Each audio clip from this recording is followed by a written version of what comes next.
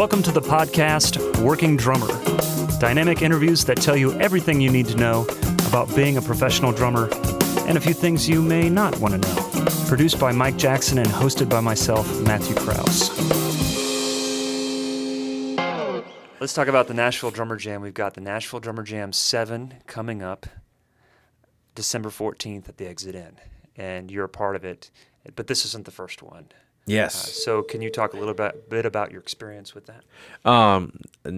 First of all, Nashville Drummers Jam has turned into this awesome beast that has no equal anywhere ever, in my opinion. Now that the guys that we are paying tribute to are actually like, not only the hearing about it, but they're getting involved sometimes. Right. It's so cool, and I think part of it, I think it's no accident that Nashville has risen. In my opinion, Nashville is and will continue to be even more of the music hub of the world. There's this force going on right now, and I think the Nashville Drummers Jam is a representation of that. When I first moved to town, Tom Hurst and Chris Nix were so gracious to put me on the Jeff Porcaro tribute, which was a monstrous undertaking, but it showed me, having been in town 3 months at the time, like, this is Nashville. Yeah, Dude, the bar is here. Yeah. And I think it's so awesome because when you're gigging, you're on the road, it's easy to fall into a rut.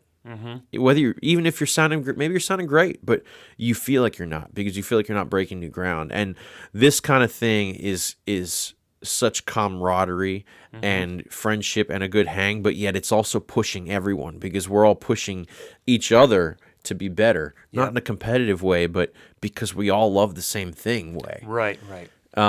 So this one, Alex Van Halen, is, I don't know, I'd venture to say it's a little bit different in the nature of it than the others. How so? Well, I don't know. I mean, we've got Porcaro, we've got Bonham, we've got Neil, Stewart.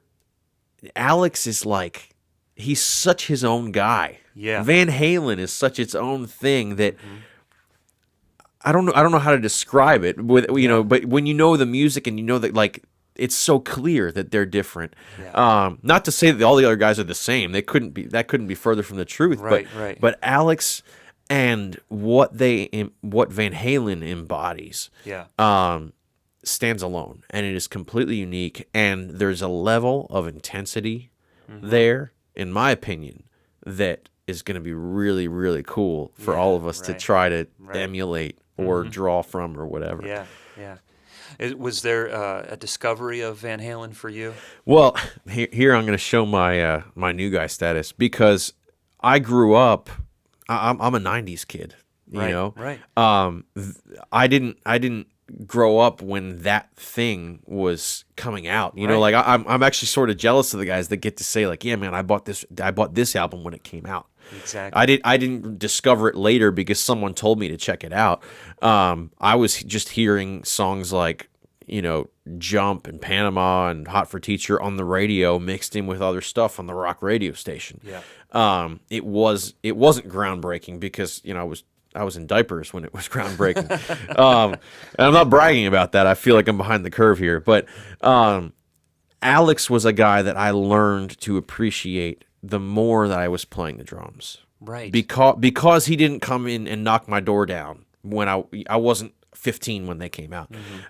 So he's one of the guys. Stewart was the same way, to be honest. Stewart Copeland, that I came to appreciate later. Sure. Because I was growing up and I was all about Stone Temple Pilots and like the Foo Fighters' first and second record. Like that was my time getting it together on my instrument. Yeah, and that makes sense. And we all go through that, for sure. So Alex was a guy that when I came around to discover him, I realized how nuts and unique and just crazy, not in a bad way. Yeah. Crazy it was. Right.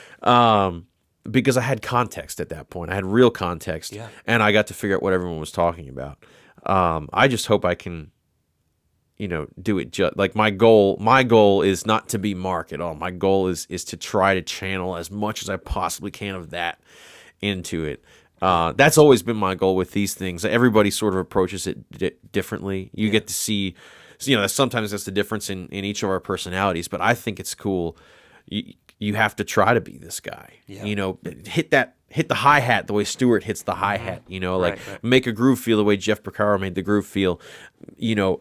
Play the kit the way Alex. I mean, what more do you say than that? Like, I'm going to be playing. Am I allowed to say what I'll be playing? Yeah, if you want. Some people, Sean Fuller mentioned the song that he was playing, Okay. and when, why, and how he came to it, and some are like, no, wait, So it's up to you. Okay. Well, no, I'll say it Yeah. because so many guys have obviously there's the songs that guys are like, I call this, I call that.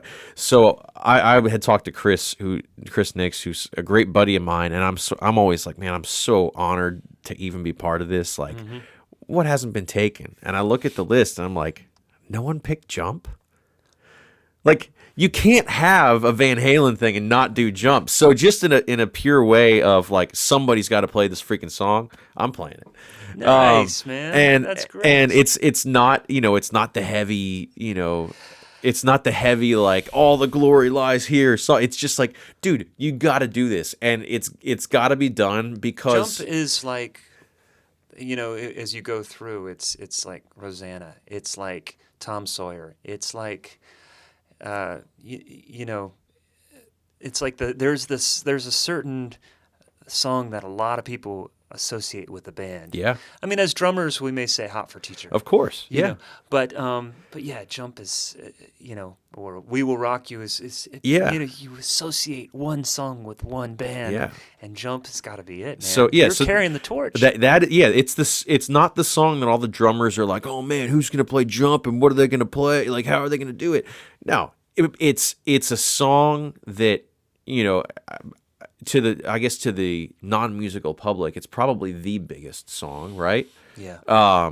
But just for what it is, I was like, man, we can't not play that song, so I'll do it.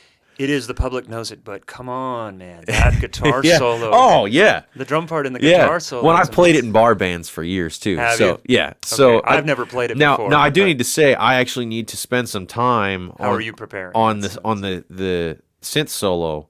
Because I want to play like I used to. Yeah, it's over the bar line. It's this and that, and you approximate it in a bar band. I'm going to play what he played there. Yeah. Because I think again, it's like this is an opportunity for us to step out of our comfort zone, to shake things up a little bit. Yeah. So I'm going to try to actually be Alex and not be I'm Mark playing Alex. No. Screw that. Yeah, that's great, man. So that's gonna be fun. It'll be fun. I mean, I know that there are some surprises in store for this one. Yeah, that I think so. That will make it it's going to be another level. I keep telling David that this keeps setting the bar. Every time they do this, the bar gets set higher, and it's starting to get a lot of attention. And when Stuart Copeland sent his video in, I think Alex caught wind of that and said, "Whoa, I got to do that too." So if anybody's not seen this, you've got to go and see the announcement. Oh, it's so cool. And the fact that there's some surprises in that, and I'm looking forward to seeing you play, man. Thanks. I've never seen you in person. I've seen you on YouTube and all those things, and it sounds great. And I'm looking forward to hearing you play.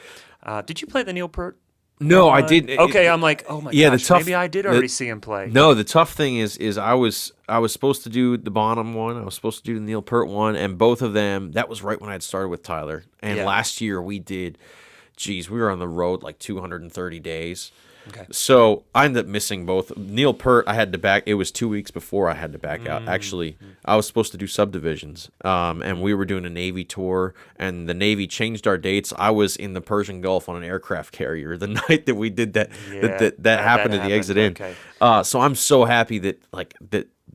Fortunately, just a little bit less busy this year, and that I can guarantee that. Well, in I'll be December, mid-December is a good time. The holidays are around. The work kind of slows down for a lot of musicians, and hopefully for a lot of people that just want to come out and see it. So December 14th, come check out Mark played. Jump. Yeah. Awesome. Yeah. The party song. Yeah. Hey, man, thanks for the interview. Thank you. Thanks for the time. It's been awesome. Yeah, great talking to you, man. Yeah, absolutely.